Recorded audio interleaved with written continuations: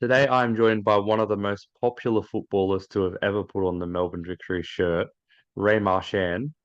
Thank you so much for joining me today, Ray. How are you doing? Hi, how are you doing? Thank you for inviting me. It's been a pleasure. It's a pleasure to be here. So I'm happy to be here. Now, I told you before we started this that I have very simple questions, and questions don't get much more simple than this. Just where did your passion and love for football first begin? Yeah, I think that it was when I was a child. I am the youngest from three siblings. So they were playing in the background and always at home. So I was just trying to imitate them. And since then, I remember me having a ball around. So I think that this is when the love for football was born. Now, as a kid, we all have that player that we watch and they sort of spark our love a little bit more. For me being Australian, it was of course Harry Kewell. But for you, Yeah. who was that footballer that, maybe you had the poster on the wall or you tried to imitate in in the football pitch playing around? Yeah, I think it was Xavi, the former coach from Barcelona now because he's been sacked. But yeah, I think that as a midfielder and as a Spanish player, he's he's been maybe the most important and outstanding player in the history of Spain. And I don't know, I like the way he played without being physically amazing, without being tall. Like he was small, he was just quality and a technical player. So I loved. And of course, I am from Barcelona, so it's easier to fall in love with a football player from Barcelona, and of course Leo Messi. But I think that he has been the best of the history. And but it's true that it was a little bit when I was a little bit older when Messi came. So I think that my first player to look at and trying to imitate them was Xavi. Now, you just mentioned two Barcelona legends, and of course the fact that you're from Barcelona. You actually played for the academy of what I'd consider one of the best teams in the world, and of course, bitter rivals of Barcelona, Real Madrid. How did you first get involved with the Madrid Academy, and what was it like, pretty much walking into enemy territory? Yeah, it was kind of weird the first time that I went there. I was playing in my local club and in the under 16s when we played a tournament. We played against China, we played against Brazil. So after that tournament, Real Madrid called me and they invited me to go to a trial there for a week. And I remember that after the second training session, they told me that they wanted me to keep me in the academy. And of course, like it was weird because when you are young, you are the team, you follow the team and you support the team that your fathers, your brothers, your grandfather, in my case, support. So I was a Barcelona supporter. But of course, when you have the opportunity to go to maybe the biggest club in the world, because it's Real Madrid, the biggest club, and it was a pleasure. I spent there 5 years, and probably the best 5 years of my life. So yeah, it was pretty amazing. I remember just just today I received it. Do you remember these memories that iPhone told you like 10 years ago? And Yeah. and it showed me a picture from a training session with the first team with Ronaldo, Modric, and it's like yeah, you have to enjoy that. You have to enjoy this because it's a memory that I will bring with me until I'm here. So yeah. Now, players like Ronaldo and Luka Modric, they're just on another level, even compared to your average professional footballers. You can just see that step up. But, watching them on the pitch and actually playing with them and training with them's a whole Yeah. a whole nother level, to be honest. So when you got to training, you're a very young player and you see Ronaldo up close or Modric, just how much better than everyone that you played with were they? Yeah, as you said, you said it correctly. They are in another level. It's you can go to train with Real Madrid and you can train with I don't know Lucas Vázquez now or Nacho Fernandez that they came from the academy as well, and you realize that they are good players. But when you train with some different players, like I remember playing with Victory against Iniesta, it happened at the same. all of us, all of the teammates, we spoke about that at the end of the game to say this guy was in another level, and he was maybe 37 at the time. And with the training sessions, it's the same. When you feel like they are playing another sport in terms of they control everything. You cannot steal the ball from them. They see they are always 1 second ahead of you. So it's incredible. Like Modric, Isco, I remember that was outstanding too. Cristiano, of course. But yeah, but it's true that it's the top 20. No, maybe there are a lot of really good players that you don't feel that difference. Of course, they are better. This is why they have an amazing career, but it's not that big gap. But in these players, yeah, you can feel it that it's different. I don't know how to describe it, but it's just that every time they touch the ball, you have a feeling that something can happen, that they are ahead of you and that you are just chasing them, you know? And you mentioned you were 16 when pretty much joined Madrid. Now, going Yeah. to one of these academies as such a young teenager, as a teenager, your life's pretty much you don't really know what you're going to do in a lot of cases, and you want to hang out with your friends, maybe play Xbox or something. But when you sign up to an academy like Real Madrid, they have very high standards and a lot of good players too. So, what were some of the biggest sacrifices you had to make when you first joined Real Madrid? And what were some of the things you found the most difficult, joining this very strict regiment? Yeah, I think that the most difficult thing you get when you join an academy like that and you have to move from your home is that everything involved in your life turns to be competitive in terms of in an academy like Real Madrid's one, it just you are fighting with your teammates. I came from an environment in my town that I was having fun. I was enjoying every training session. I was just playing for the sake of it, no, for the love for the sport. But when you join Real Madrid since day one, you realize that your teammates are at the same time your enemies. And I think that it's the most hardest thing to be there. That you feel that pressure, you feel that environment, you feel like that you are fighting all days, that and you are competing not only against each other but against every kid that is gonna have the opportunity to come. So it's hard to get adapted there. You know that the first month there, everyone is looking at you saying, you have come here to take my place. So I think that it's the hardest thing. And of course, you made a lot of sacrifices in terms of you go away from your house, you go away from your friends. Still that nowadays it's easier to get in touch. But I remember that when I went to Madrid, I had no WhatsApp or I had no FaceTime. So of course, I had a mobile phone, but it was calling or a text message, no? So yeah, I don't know. It's these kind of sacrifices that you have to make to try to become a footballer. And a lot of my teammates didn't make it. I am very grateful because I don't have an outstanding career. I haven't played in first division of Real Madrid for 10 years, but I am very proud of my career. And I know that a lot of my teammates didn't make it and they made the same sacrifices I made, you know? So yeah, it's something that makes you grow up as well because you have to be mature to understand that you are fighting for something incredible, giving all the importance that it has and making the sacrifices to take health to take care of your health as well when your friends are going out and you cannot go out. So this kind of things that it's hard. It's hard. You did just mention a good point. Even though these academies have a lot of good footballers, a lot of footballers who are really good at youth level, a lot of them don't even make a professional debut. They don't make that next step up. And you've made a professional debut. You've made quite a few games playing professional now, but for your very first game as a professional, it was actually on loan. What do you remember about that match? And personally, how do you think you went during it?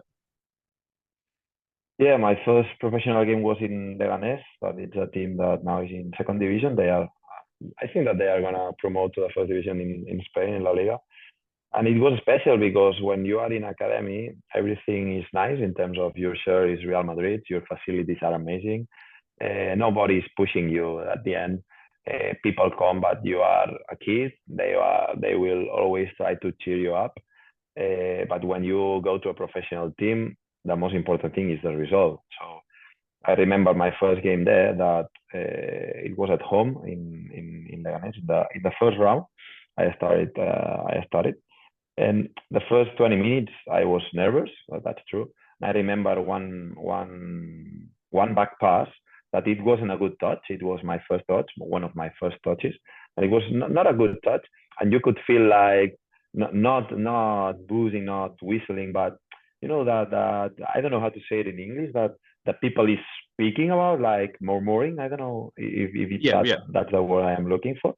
But yeah, and then you realize that fucking hell, I have to be aware that these matters to everyone. No? So yeah, it's a bit different. I think it's a big step, and it's not an easy one because of course they have to bet on you. They have to make you feel confident, and I think that for young players you have to forgive their mistakes in terms of you can have a really good player and you have to be able to allow him to make mistakes because it's the only way that you can get through. I mean, your professional debut sounds a lot better than mine. Not professional, semi-pro. I gave away two penalties in my debut, so Oh, it wasn't a good start for me. So, it could have no, been yeah, worse. it wasn't a good game.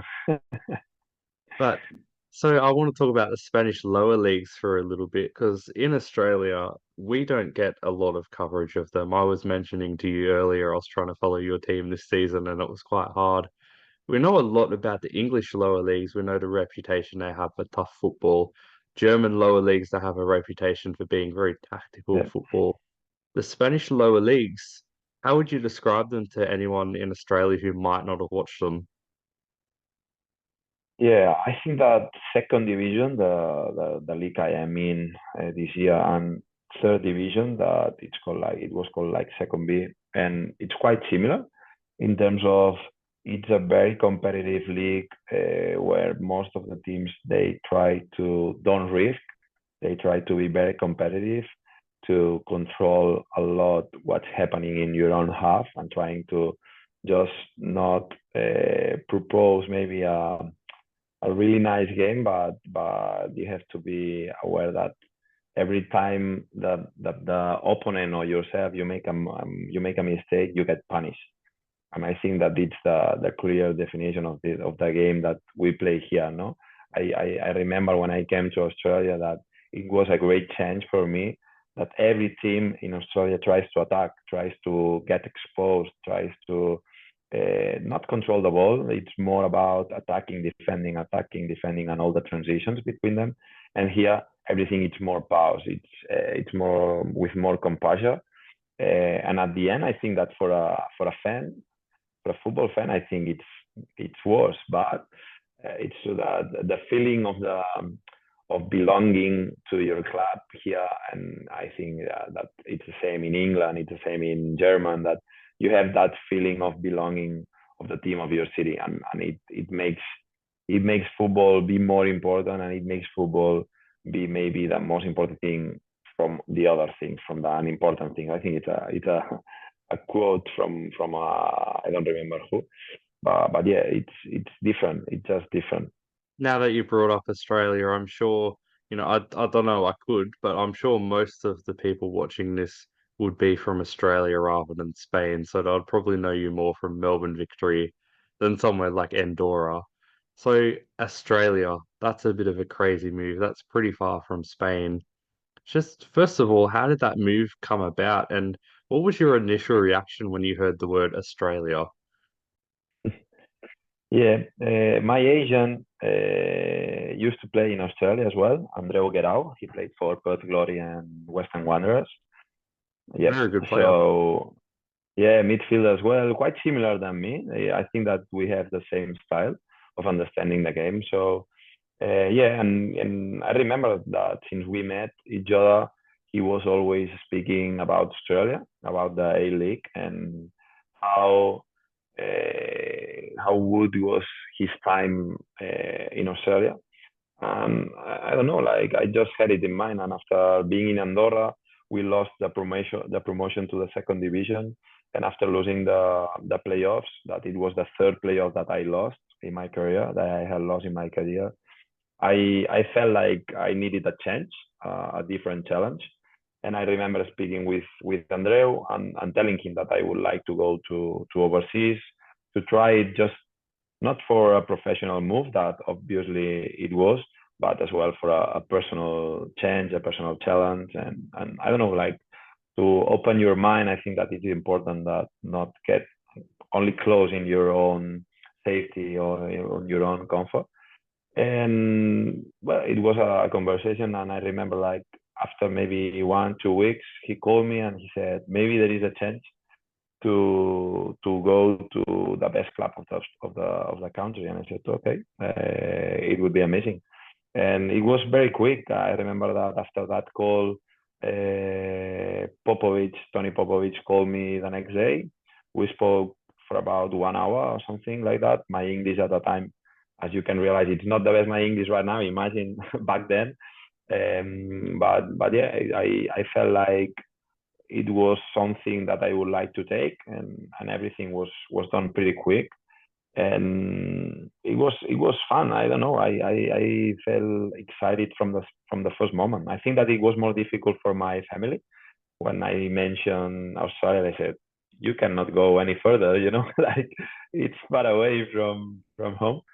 But yeah, I started watching games right away since I got the call from the coach, from the boss, and I don't know, like I really enjoyed what I was watching, the stadiums, the atmosphere of the games, and of course that at that time I was watching Victory games that they finished on the bottom the year before I signed, so the standards were not pretty high in terms of. I remember watching a game that I won. I think it was 6 or 7 nil down against City, and I was thinking, hmm, it's not easy. Like, but at the same time, I remember that Tony Popovic told me like we want to fight for the championship. We are gonna build a team that is gonna fight for the tournament, and we did. We did. I think that that first year in Australia was maybe the best year of my life. So yeah. I mean, Australia is not just very far away from Spain, it's also very different culturally. I love talking to foreign players to come over to Australia because they all have different stories about their teammates forcing stuff like Vegemite on them straight away.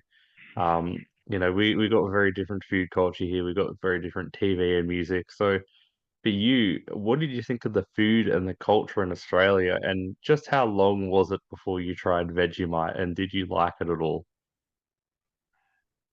Yeah, there are a lot of differences between cultures, but the thing that I really loved about Australian people, it's the kindness and the politeness and the welcoming you do to everyone. I think that it's something that in Spain we don't have. We are friendly. I think we are a friendly culture, but at the end, at least in football, we are not that welcoming. And I remember being there. I didn't speak proper English. I remember my first training session. I was a total disaster, and but I felt welcome. Like since day one. It's true that it was a little bit hard because it was with COVID situation, so we couldn't. We just could go to train and then go back to the hotel, to the apartment I was in. So it took a lot for me to see the different cultures in terms of food and this kind of thing because we were not doing anything together. But yeah, and after that, I think about Vegemite is it's awful. I cannot stand it. I tried. I think that you like Vegemite just because it's Australian, and you put a lot of butter on it. But that's all. But no, no, I didn't like it at all. The main issue with foreign players and Vegemite, for example, is I chatted to Sergio Van Dijk, who come from Holland. He was a player a couple of years ago in Australia, and I asked him same question, and I said to him, "How did you try Vegemite?" He said he had a spoonful of it. It's a very, Nah. you know, it's a very acquired taste. You got to have a lot of butter and just a little bit, especially if you're not used to it, because Exactly, exactly, people exactly. think it's sweet. I think Isaias even said to me he thought it was chocolate and he was in for a shock. So yeah, Uh, it's pretty then it gets disgusting if you complicated. have it. Yeah. You mentioned COVID. Like you were talking about challenges before, and not just the fact that Victory had their worst ever season, the season previous to you coming, and so standards were high. Everyone was trying to not replicate that, but coming to Australia and instantly having a global pandemic happen, being a foreign player, you said your English wasn't so good. You, you know, I just don't know how did you survive that? Was there ever a moment where you thought maybe I'll just pull the plug on Australia and go back home, or were you just determined to stay the whole time? Yeah, I think that it was easier for me because I came with my mind very open to it. Like I was just looking forward to enjoying the experience, to enjoying being in Australia. But it's true that the first 15 days that I had to quarantine in Sydney, it was pretty hard. Like because you have nothing, you have no balcony, you couldn't go out from your room. You just got a call every morning from the police and from the nurse asking you if you were okay. And it was pretty hard. I think that it was as well like the jet lag. It was the first time that I had jet lag in my life, and I just woke up in the middle of the night and with my eyes open and I couldn't sleep and I didn't understand what was happening. So yeah, it was pretty hard these first 15 days. But after that, I just felt okay. I felt grateful for the opportunity I had. I felt grateful for how welcoming everyone was being with me, and I just made friends very easy. I don't know. It was from the first training sessions I got a connection with Jakey Bremer in the pitch, and it helped me a lot. It was like I wanted even to spend more time with them. I felt like I was even pushing too hard to trying to get adapted, and it took time. And obviously, my as I said, my English wasn't the best at the time, so you cannot go to a deep chat. It was just only about jokes and this kind of stuff. But it was fun. I felt grateful. So I didn't have any moment thinking about, oh, I would like to come back or something like that. Maybe there was a moment that's true that because my partner was supposed to come with me, but she didn't get the exemption because at the time you need an exemption to go to get into the country. So they got mine, but not hers. So and there was a month that we didn't know when she would be able to come, and it's so that it was hard because of the time difference. It's hard to speak with people in Spain and more in a relationship and more when you have uncertainty, that you don't know anything and you have no control over it. So yeah, it was maybe the worst moment, but not for thinking I want to come back. No, no, no way. You played some outstanding football in Australia. The Melbourne Victory fans loved you. Neutrals loved you. I think you were one of the most popular people to have ever played in the A-League. What do you think it was about Australia and the A-League that made you just go to another level in terms of your football? Yeah, I think that my first season there is the season I've enjoyed the most and I played my best football. And it was a mix of things. I think that it was the willingness I had to success and the context in terms of I found some players, some relationships there that made me improve my game and that made me I don't know how to say it, but to outstand. No, I don't know how the word, but to look me better than I was. You know what I mean? Like I had a connection with Yep. J.K. Bremer that we knew each other in a way that our level, our game went in another level. And Jakey always told this to me because it was his best season as well. He won the John Warren Medal. He played an outstanding football. We had a connection as well with Roderick Miranda, with Jason Davidson on the left. It was just that it was easier. They saw and they played the game. They played football the same way I did, and I think that we got a special connection with the same with Josh Brillante. I think that we were two very good midfielders, but very different one from each other. But we got along out and in on the pitch so good that everything was just going good. And it's true that I had my injury. I had my head injury that made me stop for a month and a half, almost 2 months. But anyway, I felt like I could be the one of the best midfielders in the A League. And it's true that then after that season I didn't get the continuity and I didn't reach that level again, I think. And I feel a little bit sad about that because I felt like that I could stay there for a lot of time, and I enjoyed being part of Melbourne Victory. I think that since day one, I had a connection with people. I was involved with different activities as well from the club in terms of community, and I don't know. I felt that I had found a place that I really wanted to be there. And when you find this, I think that everything comes easier, you know. And you did leave Melbourne Victory after a couple of seasons. You're back in Spain now. You're in the Segunda Division, but before you went back to Spain, was there ever a chance to stay in the A-League? Was staying in Australia something you were trying to do? And if so, how close did you actually get to staying in Australia?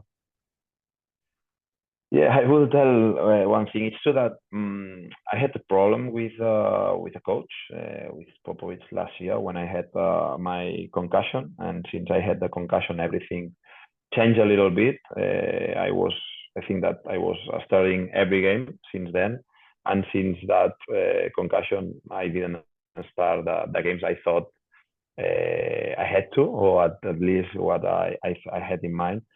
So in the off season from last season, so the last off season, I was pretty close to sign with Western United. At the end, the deal didn't went through, and we had a couple of offers as well from. We were speaking with Newcastle, with Adelaide, but I just prefer to stay in Melbourne because I was happy in Melbourne Victory and I felt that I could change my situation. I was pretty sure that I would be able to make it, and I think that I made in the preseason I reached my best level again. But then it's true that the first part of the season I was playing, but I wasn't playing that much. And then when the January transfer windows came up, my mind was to stay in Australia. In fact, I think that it was in the second week of January. I had a meeting with a migration agent, speaking about how could I get the PR and get the citizenship. So in my mind was to stay in Australia, was to stay in Victory. Of course, I was end of contract at the end of the season, but I don't know. I was pretty happy about that. But then a call from a former coach came up, and this opportunity came up, and I thought that it was the best for both parts. And at the end, I ended up leaving Australia in a week. I think that I played my 15th game against Sydney FC in the Australian Day, and in the 13th of January I was out. I was leaving the club. So yeah, it was pretty sad in terms of I am missing a lot Australia and I am missing a lot Melbourne Victory. It's true. I think that my partner does more than than myself. So yeah, but being at home, being close to my family, to my friends, I am enjoying as well these two. So if another opportunity come in Australia, if another opportunity come knocking, would you consider coming back to the A-League? Yeah, I think so. I think so. I think I would. I think I would. Of course, um, if it's Melbourne Victory, for sure, I wouldn't have any doubt. I would be sure because I know what is it. But yeah, I am open to it, and I think that the A League is a league that you as a player enjoy it a lot in terms of, as we said before, you are always attacking. Every team is really taking risk, and I don't know. I love the way how Australian players understand the game, and I think that the way I understand the game it fits Australian football in terms I can make the difference in controlling more the games, in understanding what's happening, and giving a little bit of more calm to the team. So yeah, I don't know. I think I would like it, but at the same time, I know that life and football, nothing comes easy and nothing comes as you plan. As I said in January, I was thinking about staying in Australia, and now I'm in Spain. So yeah, everything changes quick, and you have to adapt to it. And your current club in Spain, we were talking about this a few weeks ago. Very, very good side. There's a lot of good players there. This season hasn't really gone to plan for you guys. At one point, you're even in a bit of a relegation scrap. You survived it now. But how's the season been for you personally, going from Australia, where we don't really have promotion and relegation, going to one of the better teams in the Segunda Division? All of a sudden, you're having to fight for spots, fight for, possibly staying in the league and everything. Must have been a bit of a crazy time for you and crazy difference from Australia. Yeah, it's true. It's true. It changes a lot because when you fight for winning something or for getting promoted is one thing, but when you fight for relegation, it's another thing. It's another level. You can feel it, and more here in Spain that I think that one. I think no, it's a reality that football is the most important thing about from life. And you could feel in the city. You went to the supermarket and people was pushing you, was saying, "Hey, you have to win this weekend. We are in a bad situation right now." And it was pretty hard. And at the same time, it was hard for me as well because I came here because the coach, a former coach of mine that I had even during 3 seasons before, called me, and I knew that I had his confidence, and this is why he combined me to come here. And for the bad run we were in, he got sacked, and it was hard for me in terms of I was studying the games, and then a new coach came, and the first game that he came, I didn't play any minute, and I said I left Australia for playing, and I'm not playing right now. So and at the end, on the top of it, we were playing for relegation. That when I came here, I thought that we would be playing for trying to get promoted.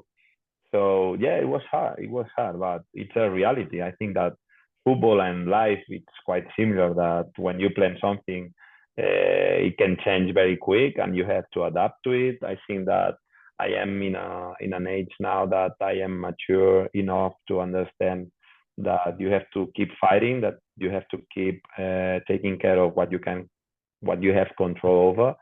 So I did this, and as a team, now we are in an amazing run. We have won 5 games in a row. The other day, we certificate our that being safe from relegation with a draw. So yes, I think that it's been a pretty nice 6 weeks, and now we can relax and we can think about the next season. And we're almost at the halfway point of 2024. So just finally, what are your goals and plans for the rest of the year? Yeah, for this year, like as I said, we have only 2 games left, so now it's just finish the season with the best feelings, and then for next season, I am very open to everything. As I said, I am open to come back to Australia, but obviously, I think that the my mind is to stay here in Albacete. I think that I found a very good place to be in. I would like to stay and make a great season to find myself again, and trying to enjoy the league, and then we will see. Well, thank you so much for joining me today or tonight in Australia. It's been an absolute pleasure hearing about your career and your football story. Thank you very much for inviting me. It's been a pleasure.